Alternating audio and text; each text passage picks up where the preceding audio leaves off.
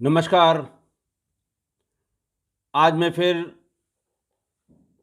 2 दिन 3 दिन के गैप के बाद आपके सामने उपस्थित हो रहा हूँ। पहले जो 3-4 दिन त्योहारों के समय में नहीं उपस्थित हो पाया, उसका कारण मैंने बताया था। आज मैं आपको इसलिए बता रहा हूँ क्योंकि बहुत से लोगों ने, हमारे बहुत से शुभचिंतकों ने, बहुत से परिवार के तमाम सदस्यों ने मुझे मेरी नई ज़िम्मेदारी के लिए बधाई दी है। आप लोगों ने भी पढ़ा होगा। कोई 1 हफ्ते पहले मुझे उत्तर प्रदेश सरकार ने एक नई ज़िम्मेदारी सौंपी है, मेरा अपॉइंटमेंट किया है। Uttar Pradesh expressways and industrial development authority, UPEIDA जिसको शॉर्ट फॉर्म में कहते हैं। आप गूगल में जाएँगे तो शायद आपको इसकी विस्तार से जानकारी हो जाएगी। हिंदी में इसको उत्तर प्रदेश एक्सप्रेसवेज़ और औद्योगिक विकास प्राधिकरण जाना जाता है। इट्स अथॉरिटी, यूपी गवर्नमेंट की है।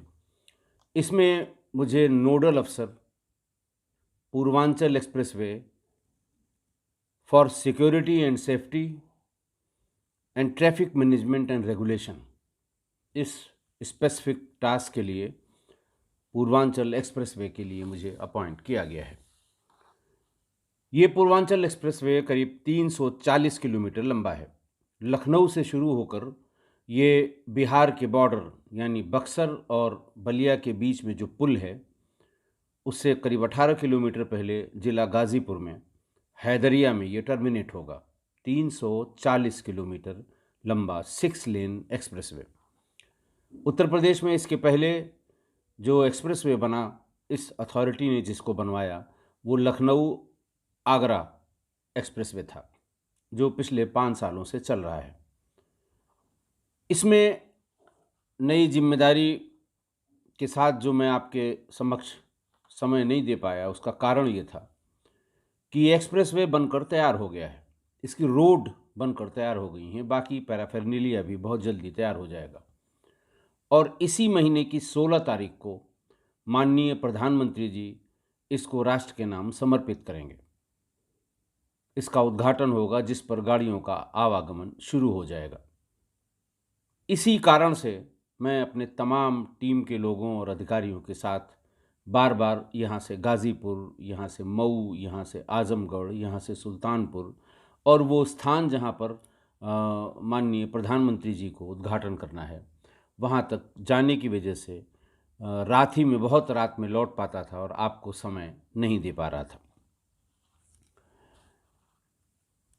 एक्सप्रेसवेज की सिक्योरिटी जो देश भर की है, उसको सुप्रीम कोर्ट मॉनिटर करती है। तमाम महाराष्ट्र में बहुत ढेर सारे हैं, जैसे मुंबई से पुणे तक का हाईवे है, और बहुत ढेर सारे देश भर में हाईवेज, एक्सप्रेसवेज बने हैं, नॉट हाईवेज, एक्सप्रेसवेज बने हुए हैं। तो इस एक्सप्रेसवे के लिए एक इंटरनेशनल स्टैंडर्ड का, या इंटरनेशनल जो इनके मानक हैं, अंतर्राष्ट्रीय मानकों पर आधारित एक फूल प्रूफ सिक्योरिटी मॉडल तैयार किया जाना है, जिसकी जिम्मेदारी सरकार ने दी है। इसी वजह से पिछले 2-3 दिनों से मैं आपके समक्ष नहीं आ पाया। दूसरी एक और इम्पॉर्टेंट बात आपको बतानी है कि ये जो तमाम साइबर फ्रॉड के तरीके हैं, इसी तरह के एक फ्रॉड से मेरा भी आमना सामना हुआ। बात परसों रात की करीब 1:30 बजे की है। एक व्हाट्सएप मैसेज आया मेरे पास, जिस पे फ़ोटो लगी हुई थी एक बहुत ही मशहूर रिटायर्ड आईएएस अफसर, जो प्रमुख सचिव राज्यपाल रहे हैं और यहाँ अलग अलग कैपेसिटी में बहुत इम्पॉर्टेंट जगहों पे रहे हैं, लेकिन कोई 7-8 साल पहले वो रिटायर हो गए। जब मैं यहाँ एसपी सिटी था, तो वो उस समय प्रमुख सचिव श्री राज्यपाल थे। उनकी फ़ोटो लगी हुई और एक नंबर से, अननोन नंबर से उनकी फ़ोटो आई, मैसेज आया, hi Rajesh, how are you, hoping everything is fine at your end. मुझे फ़ोटो देखी मैंने, मुझे बड़ा ताज्जुब हुआ कि पिछले 10 सालों से कभी इन्होंने मैसेज नहीं किया, कभी कॉल नहीं किया। रिटायरमेंट के बाद संभवतः ये उड़ीसा अपने गृह राज्य में चले गए थे। अचानक कैसे इन्होंने याद किया। मैंने भी तुरंत रिप्लाई किया, I am fine sir, how are you, और कहाँ हैं आप, where are you now located. इसके पहले कि वो उसका जवाब दे, उधर से एक आया कि Rajesh, I want to connect you with my page. Exact wording ये थी, I want to connect you with my page. मैंने पूछा विच पेज। फिर अगले मैसेज दिया, फेसबुक पेज, क्वेश्चन मार्क। उसने कोई जवाब नहीं दिया। मुझे थोड़ा अटपटा लगा, क्योंकि वो इतने शालीन, सज्जन, वेल बिहेव्ड IAS अफसर रहे हैं, उनकी बड़ी अच्छी रेपुटेशन उत्तर प्रदेश काडर में रही है। मैंने इसके पहले कि मैं कुछ कहता, उन्होंने एक मैसेज दिया कि Rajesh, just to connect you from my connect you to my page, you will get a 6-digit number, code number. Please send me that code number. And WhatsApp has given me this code number, 6 digit का number, 345 something करके एक number उन्होंने दिया। मुझे थोड़ा सा अटपटा सा लगा कि इतने दिनों बाद कोई आदमी मुझे अपने किसी पेज से, जिसका नाम भी नहीं बता रहा है वो, क्योंकि अगर वो फेसबुक पेज बताते तो मैं कहता सर लिंक भेज दीजिए, मैं ऐड हो जाऊंगा। थोड़ा सा अटपटा लगा। मैंने उस नंबर को कॉल किया, वो नंबर बंद था। फिर मैंने उस पर व्हाट्सएप कॉल की, तुरंत कट गया और मैसेज आया कि right now I am in a video conference, will talk to you later. रात में 1:30 बजे एक रिटायर्ड अफसर, IAS अफसर, जो 6-7 साल पहले रिटायर हो गया हो, कौन सी वीडियो कॉन्फ्रेंसिंग करेगा। फिर मैंने जवाब लिखा, sir just wanted to speak to you. उसका मैसेज आया कि the code number has a time limit, please send me immediately, I have send you my code number. मैंने फिर व्हाट्सएप कॉल मिला दी। उसके तुरंत बाद उसने मेरा नंबर ब्लॉक कर दिया। मेरी समझ में नहीं आया। मुझे ध्यान आया कि मुझसे करीब 15 दिन पहले एक हमारे परम मित्र हैं, उन्होंने मुझे एक समस्या बताई थी। उन्होंने कहा, भाई साहब मेरा व्हाट्सएप हैक हो गया। हमने कहा ये संभव नहीं है, end to end encrypted WhatsApp कैसे आपका हैक हो जाएगा। बोले साहब मेरा व्हाट्सएप मेरे फ़ोन पर नहीं चल रहा है, पर ये चल कहीं और रहा है, क्योंकि उस पर मेरी तस्वीर है और वो हमारे जो फ्रेंड्स हैं उनसे बात कर रहा है, तरह तरह की बातें उनसे पूछ रहा है। लोगों ने फ़ोन करके मुझे बताया, मैं हैरान हूँ। तो मैंने कहा फ़ौरन ऐसा काम करिए कि जिन लोगों से बातचीत उसकी हो रही है उनसे स्क्रीनशॉट मंगा के कल आप साइबर सेल में इसकी शिकायत कर दें, और तब तक के लिए अपना फ़ोन ऑफ कर दें, फिर ऑन करें, हो सकता है ठीक हो जाए। क्योंकि इस तरह की बात मुझे पता नहीं थी। उन्होंने फ़ोन ऑफ कर दिया। सवेरे उन्होंने बताया कि साहब मैं सुबह तक फ़ोन हमारा ऑफ रहा, लेकिन मेरा व्हाट्सएप चल रहा है। मेरा नहीं, जो मेरे नाम का जिस व्हाट्सएप को मैं जिक्र कर रहा हूँ, जिसने भी हैक किया है वो उसको चला रहा है, और बराबर मेरे कांटेक्ट में जो जो लोग हैं उनसे सबसे बात कर रहा है। मेरे रिश्तेदारों में जो महिलाएं हैं, मेरी भाभी हैं या बाकी लोगों से वो बराबर बात कर रहा है, तरह तरह की सूचनाएं उनसे मांग रहा है। तो मैंने कहा वो साइबर क्राइम वाले ही ये समझ पाएंगे, मेरी जानकारी में इस तरह का कोई फ्रॉड नहीं है। मैंने फ़ौरन गूगल उठाया, परसों रात में ही करीब 2 बजे के आसपास गूगल किया, फ़ौरन गूगल पर आ गया कि ये व्हाट्सएप का नए तरह का फ्रॉड है। इसका नाम है व्हाट्सएप OTP फ्रॉड, और कहीं कहीं इसका नाम लिखा है गूगल में व्हाट्सएप OTP स्कैम। और इसके बारे में पूरी जानकारी ये दी हुई है इंडिया टुडे में।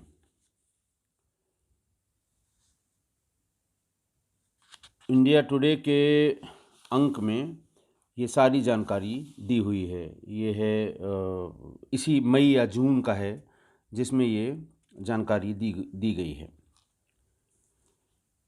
6 अप्रैल 2021 के इंडिया टुडे के एडिशन में इस फ्रॉड की पूरी जानकारी दी है। आप नेट पे चले जाएं और इसको सर्च करें। उसमें तरीका ये बताया गया है कि आपके नंबर पर व्हाट्सएप कोई आदमी उसको लॉगिन करता है। व्हाट्सएप पे जब आप जाएंगे तो आपका मोबाइल नंबर पूछेगा, तो आप अपना मोबाइल नंबर लिखेंगे। लेकिन जो फ्रॉडस्टर हैं उनको अगर आपका मोबाइल नंबर मिल गया तो वो आपका नंबर ट्राई करेंगे। जब वो नेक्स्ट स्टेप पे जाएंगे तो वो कहेगा कि आपने मोबाइल शायद चेंज किया है, आपके पुराने नंबर पर एक ओटीपी भेजा जा रहा है, कृपया वो ओटीपी लिखें। और जैसे ही आप ओटीपी लिखेंगे आपके मोबाइल फ़ोन से पूरा व्हाट्सएप उसके मोबाइल फ़ोन पर चला जाएगा। उसके पास व्हाट्सएप पे आपने जो जो चीज़ें सेव कर रखी हैं, जिससे जिससे बात करते हैं, चैट की डिटेल सब उसके पास चली जाएगी।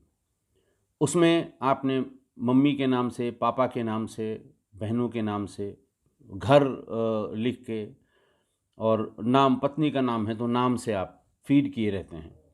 फिर वो उसको फ़ोन करेगा, व्हाट्सएप पर उसको वो करेगा, चैट करेगा, कहाँ हो, क्या हो। उसे अटपटा लगेगा कि भाई ये तो यही हैं, ये क्यों पूछ रहे हैं। लेकिन इतनी स्मार्टली वो करते हैं, मुझे ऐसा लगता है कि ऐसे किसी व्यक्ति को ओटीपी फ्रॉड या स्कैम में, जिनमें पटनायक साहब का भी नंबर रहा होगा, वो उसने, क्योंकि उनके पास मेरा नंबर फीड था, उस समय मैं एसपी सिटी था, वो हैक करके वो इस तरह से हमारे कॉन्टैक्ट सब हैक करना चाहता था। मैं बता इसलिए रहा हूँ, मैं नहीं चाहता कि मेरे किस्सा गोई परिवार का कोई सदस्य इस तरह की जालसाजी के जाल में फंसे।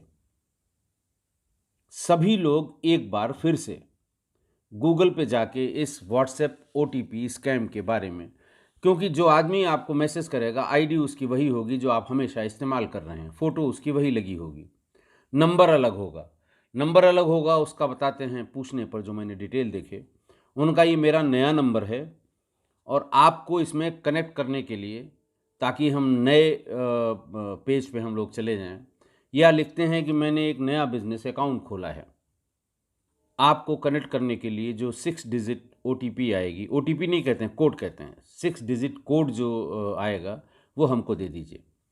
आपने ये 6 डिजिट कोड दिया नहीं कि आप लुट गए। सारी इन्फॉर्मेशन व्हाट्सएप की, अगर आपकी किसी महिला मित्र से बात हो रही है या महिला की किसी अपने पुरुष मित्र से बात हो रही हो, तो वो चैट के स्क्रीनशॉट करके और आपको ब्लैकमेल भी शुरू करेगा। आपके कांटेक्ट में जो आप उसको लगता है कि ये सीनियर हैं या रिश्तेदार हैं, उसको भेजेगा। तो ये नए तरह का साइबर फ्रॉड शुरू हुआ है। पहले जो चल रहा था वो फेक आईडी फेसबुक में बना के, जिसका मैं भी 4 बार शिकार हुआ हूँ। आपकी फ़ोटो डाउनलोड कर ली, आपके 10-15 कॉन्टैक्ट्स जो हैं फेसबुक फ्रेंड हैं उनकी फ़ोटो डाउनलोड कर ली, और फिर आपको रिक्वेस्ट भेजी कि मुझे अर्जेंट 20,000 रुपये की ज़रूरत है। या आपको उसने, हालांकि उसको कभी चैट डिटेल्स नहीं मिलेंगी, इसमें तो पूरा का पूरा व्हाट्सएप उसके पास चला जाएगा। अगर उसका बैकअप उसने डाउनलोड कर दिया तो 2 साल के चैट उसके पास चले जाएंगे। इसलिए आपका कोई कितना भी नज़दीकी व्यक्ति आपसे व्हाट्सएप करके ये पूछे कि ज़रा 6 डिजिट कोड बता देना, आप पहले फ़ोन करके उससे पूछ लीजिए, आपको पता लग जाएगा। और जैसे ही आपने पूछताछ शुरू की, आपको ब्लॉक करके वो अगले नंबर पे या अगले कॉन्टैक्ट पर लग जाएगा। तो मैं बार बार क्राइम के प्रति आपको जो सावधान करता हूँ, मेरी किस्सा गोई का पूरा मकसद ही यही है कि आप क्राइम के बारे में जानें, उससे बचाव के तरीके के बारे में जानें, क्रिमिनल मेंटेलिटी के बारे में जानें, क्रिमिनल बिहेवियर के बारे में जानें, वो परिस्थितियाँ जिसमें क्राइम होता है उसके बारे में जानें, ताकि आप सुरक्षित रह सकें। इसलिए मैंने इसका जिक्र करना ज़रूरी समझा। तीसरी बात और, जब मैंने लाइव किया था, ठगी के बारे में बताया था एपिसोड 338 में, उसमें ठगी और जालसाजी के बारे में एक किस्सा बताया था कि एक असिस्टेंट इंजीनियर को दो लोगों ने विजिलेंस का ऑफिसर बनकर रोक लिया और उनके पैसे ले लिए। उसी में ये भी जिक्र किया था कि जो ठगी का नया तरीका चल रहा है, महिलाओं को कहीं सुनसान जगह पर किनारे रोक लिया, दो लोग उसमें पुलिस की वर्दी में या सादी वर्दी में हैं तो अपने आप को पुलिस बता के कि देखिए आगे फलां जगह भीड़ है, आपकी चेन खींच सकती है, छीन सकती है, ये लिफाफा ले लीजिए, इसमें इसको रख के और इसे अपने पास सुरक्षित रख लीजिए। महिला को लगता है कि हमारे भले की बात कर रहा है, वो अपनी चेन अंगूठी ये सब निकाल के उसमें रख के लिफाफे में, लिफाफा वो देते हैं और फिर उसके बाद 1 सेकंड के बाद लिफाफे को बंद करने के लिए और 3-4 जगह तो वो स्टेपलर रखे रहते हैं। लाइए बहन जी मैं इसका स्टेपल कर दूं ताकि ये खिसके नहीं। स्टेपल कर दिया। इस बीच में उनका दूसरा साथी उसी तरह के एक लिफाफे में जिसमें कंकड़ पत्थर रखा हुआ है, वो उनको पकड़ा दिया। जाके जैसे ही खोला उन्हें इस बात का पता लग गया। मैं इसलिए भी उस एपिसोड में मैंने आपको बताया था कि आप इसके शिकार न हों। आप तुरंत कह दें कि भाई साहब मैं रख लूँगी, आप परेशान मत होइए, या कह दीजिए कि आगे हमारा बेटा खड़ा हुआ है भाई सामने और मैं अभी उसको लेके आती हूँ तब आपसे बात कराऊंगी, भाग जाएगा। इस एपिसोड के बाद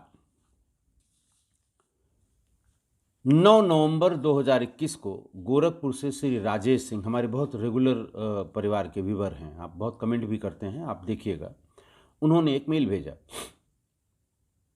उन्होंने लिखा कि मैंने आपका वो एपिसोड सुना था और उसी तरह की एक घटना आज के अखबार में है, बहुत डिटेल में लिखा हुआ है। अखबार की कटिंग उन्होंने मेल के साथ अटैच करके भेजी। बोले यही एग्जैक्टली ये क्राइम जो आपने बताया था वो गोरखपुर में हुआ है, एक महिला को उन्होंने लूट लिया। वो दैनिक जागरण की कटिंग में आज कम्युनिटी में डालूंगा, 9 नवंबर 2021 की, और मैंने आपको बताया था ये 25 अक्टूबर 2021 को। उसमें लिखा है कि सिंघाड़िया के बसेरा कॉलोनी की रहने वाली दुर्गावती जी संडे को 12 बजे Mahamana Madan Mohan Malaviya university of technology, बड़ा फेमस वहाँ का इंजीनियरिंग कॉलेज है, के सामने, गेट के सामने बने हुए बस स्टैंड पर इंतज़ार कर रही थी बस का। उन्हें शायद देवरिया जाना था। इसी बीच में दो लोग मोटरसाइकिल से आए। उन्होंने कहा कि देखिए आप बस में चढ़ेंगी और बस में पिछले 3 दिन से चैन और ये सब बदमाश खींच ले जाते हैं, तोड़ ले जाते हैं, आप कृपा करके इसको एक लिफाफे में, एक लिफाफा दिया उन्होंने कहा इसको लपेट के रख लीजिए। और उसी जालसाजी में वो गहने वाला लिफाफा ये ले गए और कंकड़ पत्थर वाला लिफाफा उनको पकड़ा गया। वो जैसे ही आगे बढ़े वैसे ही महिला ने फौरन लिफाफा खोल के देख लिया, देखा कंकड़ पत्थर है। वो चिल्लाई, भागी, लेकिन वो मोटरसाइकिल से चले गए। 2021 और 20 की 10 घटनाओं का जिक्र इस कटिंग में है। फिर मेरा निवेदन है, मेरा रिक्वेस्ट है कि हमारे परिवार, किस्सा कोई परिवार के किसी भी व्यक्ति के साथ ऐसी घटना न हो, इसलिए मैं आपको श्री राजेश सिंह के उस मेल के बारे में बता रहा हूँ। आज मैं उसे पोस्ट कर दूंगा। कुछ लोगों ने और तमाम दुखी होकर बातें लिखी, जैसे मेरे एक तो 3-4 दिन तब मैं एब्सेंट रहा और अभी 2 दिन, इससे नाराज़ हुए लोग, हमारे परिवार के ही लोग। बुलेट राजा लिखते हैं कि साहब आप 4-5 एपिसोड रिकॉर्ड करके रखा करिए और जिस दिन आपको ना आना हो उस दिन उनको अपलोड कर दिया करिए, इससे आपकी कंटिन्यूटी बनी रहेगी। राजा भाई, बड़ा कठिन होता है कि हम जो है किसी घटना के बारे में, जिसके बारे में आपको बता रहे हैं, उसके फैक्ट्स को पहले जान लें। पुरानी पेपर कटिंग्स ढूंढनी पड़ती हैं, अपनी डायरी को देखता हूँ, कोशिश करता हूँ कि हो सकता है ये नेट पे मिल जाए, ताकि फैक्ट्स को कोई चैलेंज न करे। इस पूरी प्रोसेस में 1.5-2 घंटे लग जाते हैं। और अगर मैं 3-4 या एक भी अगर एक दिन में स्टैंड बाय के रूप में रिकॉर्ड करूँगा तो समय लगेगा। मैं तो सिर्फ इसलिए इतना अपना अभी रिकॉर्ड करूँगा, फिर इसको अपलोड करूँगा, थंबनेल इसमें लगेगा, तब आपके पास तक पहुँचेगा। 2-2 ढाई घंटे इसमें लग ही जाते हैं। ये सही है कि मैं देर में करता हूँ, रात में करता हूँ, और अब नई जिम्मेदारी हो गई है तो हो सकता है समय कम मिले। मैं पहले ही बता दूं कि चूंकि 16 तारीख को माननीय प्रधानमंत्री जी पूर्वांचल एक्सप्रेसवे को देश के नाम समर्पित करेंगे, उद्घाटन करेंगे। इस बीच में हो सकता है अपने विभागीय कार्य से, अपने नए दायित्व के कारण, और जब भी मैं शाम को 6 बजे के बाद 2 घंटे के लिए भी फ्री रहता हूँ तो मैं ज़रूर रिकॉर्ड करता हूँ। इतने दिनों से हो रहे, करीब इधर 3-5-6 दिनों को छोड़ दीजिए, मैंने कभी इस तरह का कोविड होने के दौरान को छोड़कर कभी इस तरह मैंने मिस नहीं किया होगा।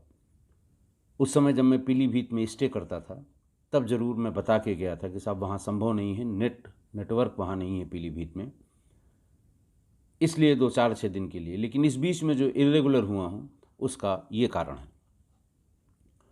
एक और हमारे किस्सा गोई परिवार के सदस्य हैं, परसों का उनका कमेंट पढ़िएगा, श्री महेश सिंह ये आईडी है। उन्होंने लिखा कि देखिए, मैंने आपके चैनल को कभी सब्सक्राइब नहीं किया, लेकिन मैं देखता रहता हूँ। आपका कोई टाइम नहीं है, कभी शाम को अपलोड कर देंगे, कभी देर रात करेंगे, कभी करेंगे ही नहीं, कभी गायब हो जाएंगे। इसलिए मैं आपको ये बता रहा हूँ कि न मैंने कभी सब्सक्राइब किया था और न मैं कभी करूँगा। ये कमेंट में आप पढ़िएगा। और उसका रीज़न लिखते हैं कि जिसके टाइम का ही कोई ठिकाना नहीं है उसके पीछे मैं क्यों भागूं। महेश सिंह जी, गुस्से में आपने ज़्यादा लिख दिया। 1-2 दिन नहीं आया तो मेरे टाइम का ठिकाना नहीं है, ऐसा नहीं है। आपके पास चैनल में सारे 340-42 जो भी हैं वो आपके पास हैं। आप उसमें टाइम देख लिया करिए, कब अपलोड किया गया, कब से लोगों ने देखना शुरू किया। लगभग वही टाइम है, ऑफिस के काम से या बाकी काम से। अच्छा, उस समय तो 2 बार के कोविड में ऑफिस के भी काम नहीं हुआ करते थे, तो टाइम से अपलोड हो जाया करता था। अभी जब मैं रिटायरमेंट के बाद फ्री था, खाली था, तब भी बहुत गैप नहीं हुआ, लेकिन अब ये थोड़ी सी मजबूरी है। दूसरा, ये मैं चैनल या ये जो एपिसोड हैं, ये मैं कोई पैसे के लिए, मैं कोई प्रोफेशनल यूट्यूबर नहीं हूँ। 1.5 साल 2 साल तो मैंने मोनेटाइज ही नहीं किया, और आप ही लोगों के रिक्वेस्ट के बाद कि साहब आप तो रिटायर हो गए, मोनेटाइज कर लीजिए। कभी मेरा ध्यान इस पर नहीं रहा कि मैं नहीं करूँगा तो मेरे पैसे नहीं बनेंगे, ऐसा कभी नहीं रहा।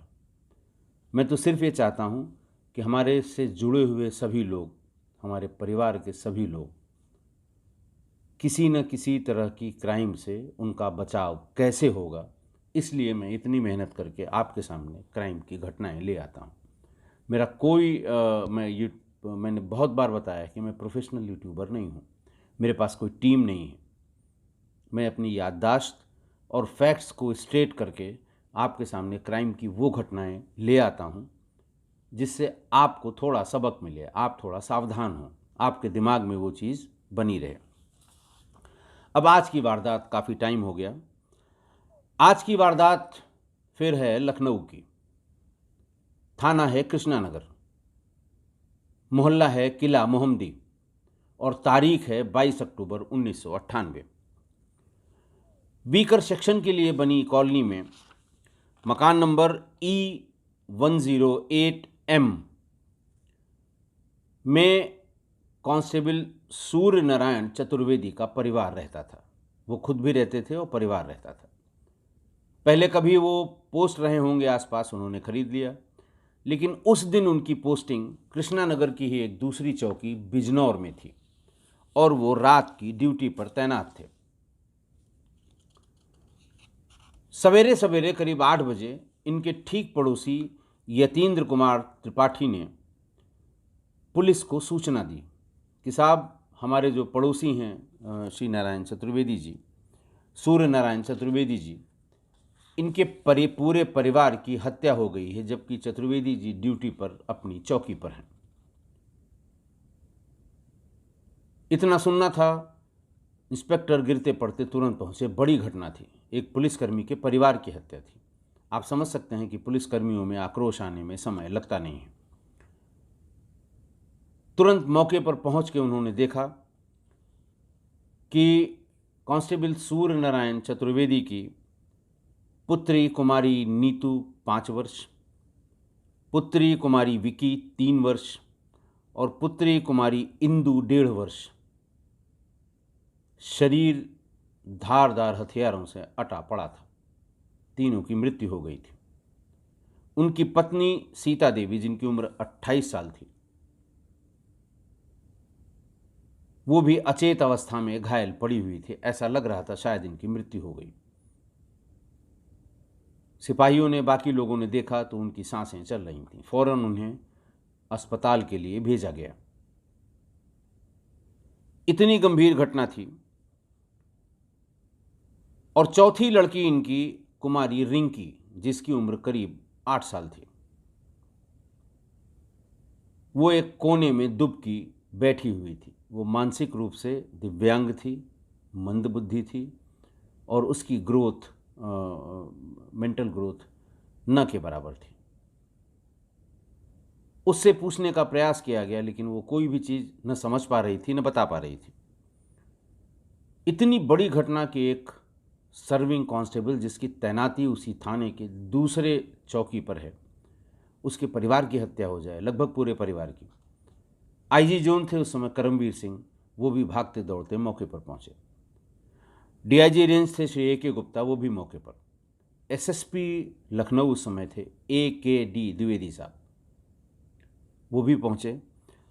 एसपी सिटी थे श्री सुभाष बघेल, मुझसे एक बैच सीनियर हैं। आईजी झांसी हो के वो भी रिटायर हो गए। ऊपर सारे लोग रिटायर, करमवीर सिंह साहब भी रिटायर हो गए, A.K. गुप्ता साहब भी रिटायर हो गए, A.K.D. द्विवेदी साहब भी रिटायर हो गए, बघेल साहब भी रिटायर हो गए। और SPRA थे विजय भूषण, वो आईजी हो के वो भी रिटायर हो गए। मैं STF में था। जैसे ये सनसनीखेज घटना का पता लगा, हम लोगों को डीजी ऑफिस से डायरेक्ट किया गया कि आप लोग भी पहुंचिए। हम भी पूरी टीम लेकर वहां पहुंचे। वहां घर के भीतर एक कोने में एक फावड़ा रक्त रंजित पड़ा हुआ था। किसी के कुछ समझ में नहीं आ रहा था। सीता देवी यानी सूर्य कुमार चतुर्वेदी की जो पत्नी थी, वो सूर्य नारायण चतुर्वेदी की जो पत्नी थी सीता देवी, उनके गर्दन में गंभीर घाव था। होश में थी लेकिन वो कुछ बोल नहीं पा रही थी।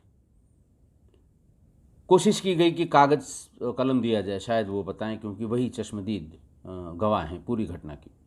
लेकिन वो कुछ न लिख पा रही थी, न बोल पा रही थी, न समझ पा रही थी। कांस्टेबल सूर्य नारायण चतुर्वेदी को उनके ड्यूटी स्थान से खबर करके गाड़ी भेजकर उन्हें मौके पर लाया गया। वो भी बेचारा वहां पहुंच के अपने परिवार की हालत देखकर विक्षिप्त हो गया। थोड़ी देर में उसने कहा कि साहब, मेरा एक भतीजा प्रदीप भी साथ में रहता था, उसका नहीं इसमें कहीं पता लग रहा है, वो कहां पर है। चूंकि ये बात वहां मौजूद किसी पुलिस अधिकारी को नहीं पता थी कि इनका कोई भतीजा है जो इनके साथ ही पिछले साल भर से रह रहा है। उन्होंने उसका हुलिया पूछा, क्या पहने हुए था। बोले हम जब ड्यूटी पर गए थे तो ये पहने हुए था। उसको ढूंढना शुरू किया। तभी पड़ोस के किसी व्यक्ति ने बताया कि उसको सुबह 6 बजे बदहवास हालत में घर के बाहर भागते हुए देखा था। कहाँ गया ये पता नहीं। वायरलेस पे मैसेज किया गया, पूरी हुलिया बताई गई कि जहाँ कहीं ये व्यक्ति मिले इसको तुरंत थाने पर बिठा लिया जाए। इससे पूछताछ इस तिहरे हत्याकांड के मामले में बहुत आवश्यक है। तमाम हल्ला गुल्ला के बाद अचानक जो PRVs होती थी, पुलिस रिस्पांस व्हीकल होती थी, उस ज़माने में चलती थी, आजकल तो डायल 100, 112 तमाम व्हीकल चलती हैं। उस समय यही एक व्हीकल एक थाना क्षेत्र में एक चलती थी जो गश्त किया करती थी, जिस पर वायरलेस हुआ करता था। उसने वायरलेस से कृष्णानगर थाने में सूचना दी कि बिजली पासी किले के पास के जंगल में एक लड़का संभवतः पेड़ से गिर गया था, गंभीर रूप से घायल हो गया था, उसको डिस्ट्रिक्ट हॉस्पिटल बलरामपुर भेज दिया गया। मैसेज में उसका हुलिया बताया गया कि ये कपड़ा पहने हुए है, इतनी लंबाई है, ये रंग है, इस तरह की बातें बताई गई।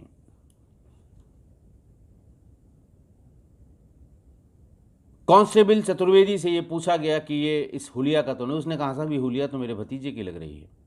फ़ौरन उसको एक गाड़ी में बिठाकर और बलरामपुर हॉस्पिटल भेजा गया कि जाके देखो ये वही है, और अगर नहीं है तो उसको ढूंढा जाना चाहिए। पुलिस उसको लेके वहाँ गई और उसने देखते ही पहचान लिया कि ये प्रदीप है, लेकिन तब तक प्रदीप की मृत्यु हो चुकी थी।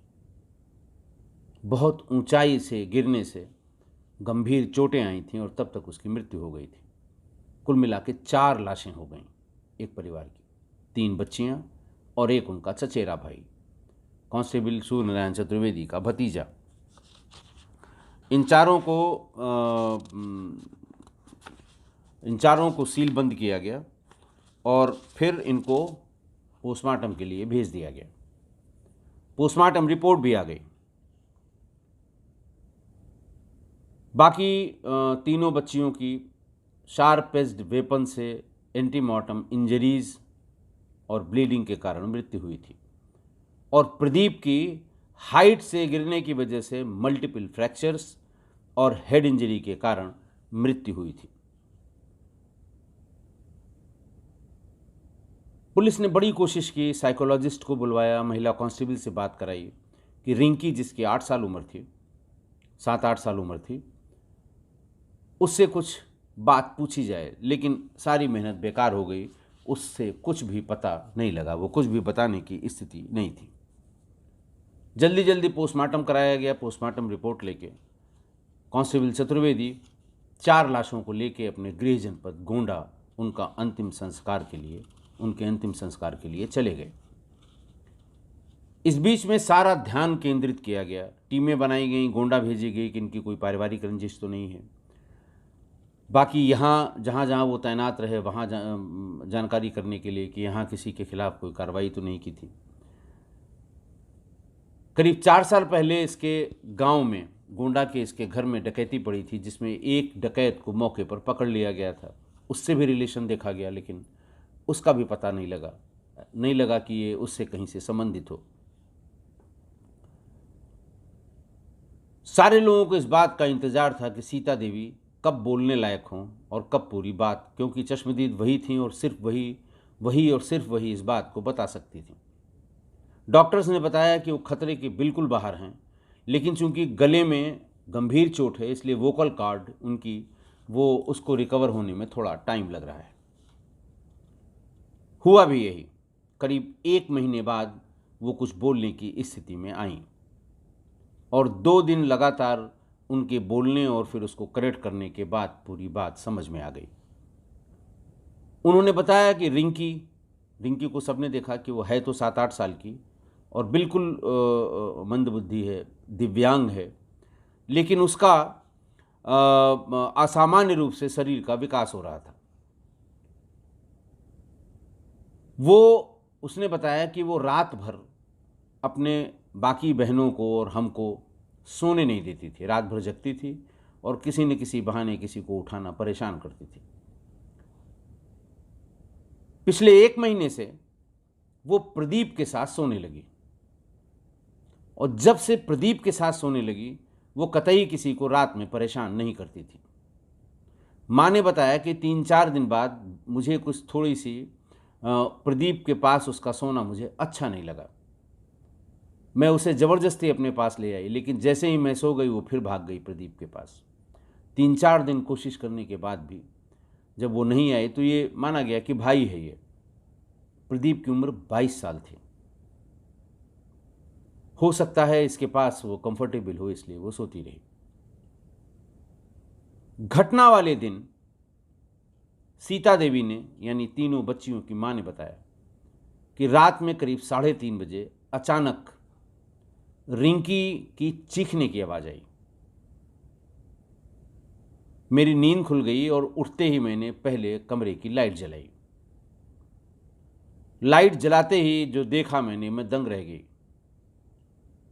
रिंकी के शरीर पे कोई कपड़ा नहीं था और प्रदीप जल्दी जल्दी अपने कपड़े पहन रहा था। सीता देवी ने बताया कि मुझे समझने में देर नहीं हुई कि आखिर ये क्यों चीखी। मैं गुस्से से पागल हो गई और मैंने कहा कि फौरन तुम इस घर से निकल जाओ। सवेरे तुम्हारे चाचा आएंगे, मैं सब बताऊंगी और तुम्हें यहां से सीधे गोंडा के लिए भेजूंगी। और अभी तुरंत बाहर निकलो, मैं दरवाजा बंद कर रही हूं। उसका कहना था उस समय प्रदीप कुछ नहीं बोला। चप्पल ढूंढ रहा था, अपनी चप्पल पाया और जैसे ही गेट के पास पहुंचा, उसने वहां रखा हुआ एक फावड़ा देखा और एकदम से फावड़े से अपनी चाची सीता देवी पे वार कर दिया। एक फावड़ा सिर पर और एक उनकी गर्दन पे लगा। सीता देवी का कहना है कि मैं बेहोश हो गई, उसके बाद का मुझे कुछ पता नहीं। लेकिन जो चीखना चिल्लाना या मेरा गुस्सा होना, उसकी वजह से बच्चियां तीनों जग गई थीं। मुझे लगता है कि मेरे मारने के बाद उन तीनों बच्चियों को इसने मार डाला। और चूंकि जैसा आप बता रहे हैं, मौके पर रिंकी ने सारे कपड़े पहन रखे थे, तो ऐसा लगता है उसने रिंकी को कपड़े पहनाए। हो सकता है उसे उस समय ये लगा हो, ग्लानि हुई हो कि वो वहां से भागा और बिजली पासी किले के पास जो जंगल है उसमें पीपल के एक बहुत पुराने दरख्त में वो ऊपर चढ़ गया। शायद इसलिए कि ऊपर रहूंगा तो किसी को पता नहीं लगेगा, नीचे रहूंगा तो पुलिस या बाकी घर के लोग ढूंढ लेंगे। और शायद ऊपर चढ़ने या ऊपर से थोड़ा नीचे आने या कंफर्टेबल होने की प्रोसेस में वो वहां से खिसका, नीचे जमीन पर गिरा और मर गया।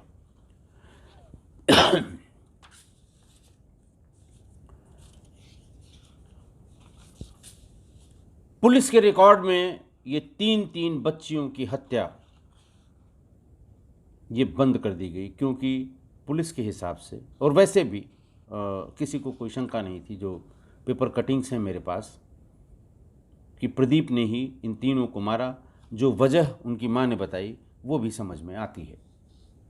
चूंकि हत्यारा मारा गया, अपनी मौत मारा गया, इसलिए इस क्राइम को आगे बढ़ाने की कोई आवश्यकता नहीं। फाइनल रिपोर्ट लगी और तीन जान जाने के बाद फाइल बंद हो गई। आज की घटना में एक कामुक लड़के ने सारे रिश्ते नातों को तार तार कर दिया और मानवता को शर्मसार कर दिया। पकड़े जाने पर 3 मासूमों की हत्या कर दी, जिसमें से एक 1.5 साल की बच्ची भी थी। क्या कसूर रहा होगा, वो तो पहचान भी नहीं पाएगी, लेकिन उसको भी मार दिया। अपने को छिपाने के लिए कि मैं पकड़ा न जाऊं, मेरे पे किसी की नज़र न पड़े, पीपल के बड़े दरख्त पे चढ़ गया और नियति को शायद यही लगा होगा कि इसके पाप की सज़ा तत्काल ही मिल जाए। वहाँ से फिसला, नीचे गिरा और मर गया।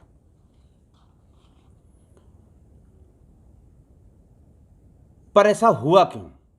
कौन सी परिस्थितियां ऐसी थीं कि 3 बच्चियों की हत्या हो गई? एक तो ये सीता देवी के पार्ट पर ये लापरवाही है कि जो बच्ची मंदबुद्धि है, दिव्यांग है, अपनी बात न कह पाती है न सुन पाती है, उसकी बाकी बच्चियों से सबसे ज़्यादा केयर होनी चाहिए थी। अपने पास रखती। सपोज करिए वो भाग रही थी, कारण ढूंढती कि ऐसा क्यों कर रही है, उसके पास क्यों सोती है, कोई न कोई तो कारण होगा। और जब सोती है तो कभी कभार रात में एक आध बार उन्हें चेक, कैसा ऐसा नहीं है कि पहली बार उसने ऐसा किया होगा प्रदीप ने।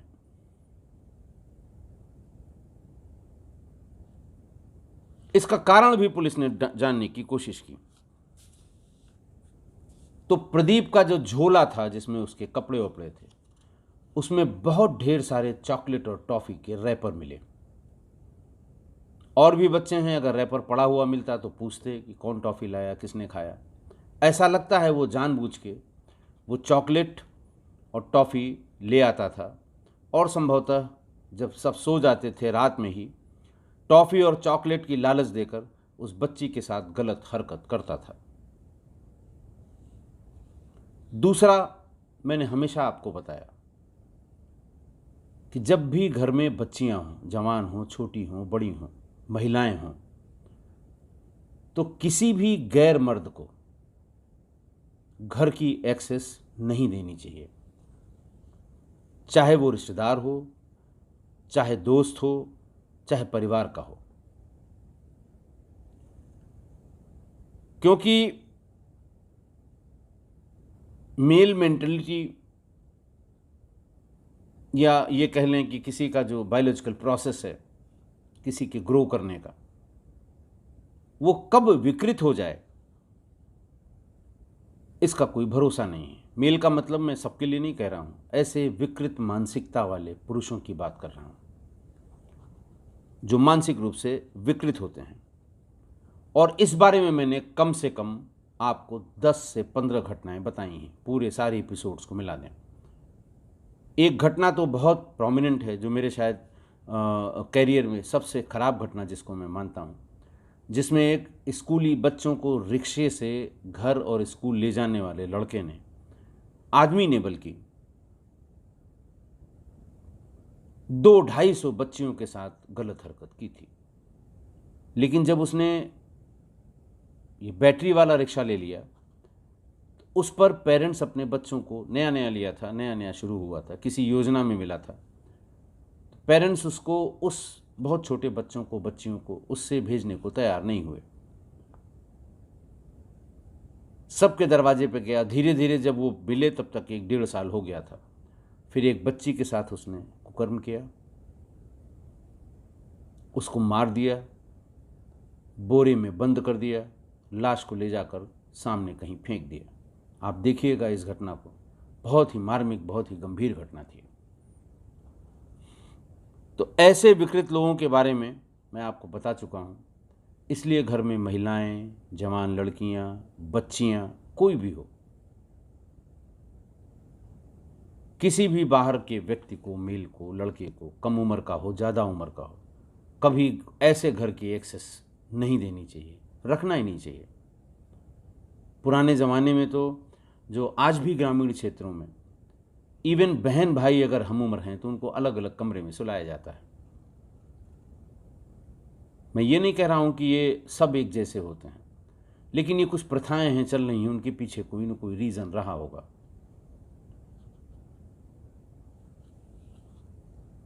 और इतनी जो घटनाएं मैंने इस तरह की बताई हैं, जिनमें किसी को एक्सेस दे दी गई घर पे और उसने सारे रिश्ते नाते तोड़कर और सारी हदें पार कर दी, ऐसे कम से कम 10-15 एपिसोड्स मैंने सुनाए हैं। हमारे ख्याल से आज के लिए इतना ही। और मेरी बात से आप सहमत होंगे, नहीं सहमत हैं तो आप हमें मेल करें, कमेंट में लिखें। मैं फिर रिपीट कर रहा हूँ अपना mail ID, RAJESH Rajesh, PANDEY, कोई स्मॉल नहीं, कोई कैपिटल नहीं, कोई गैप नहीं, कोई अंडरस्कोर नहीं, राजेश पांडे 61@gmail.com। आज के लिए बस इतना ही। बहुत बहुत धन्यवाद।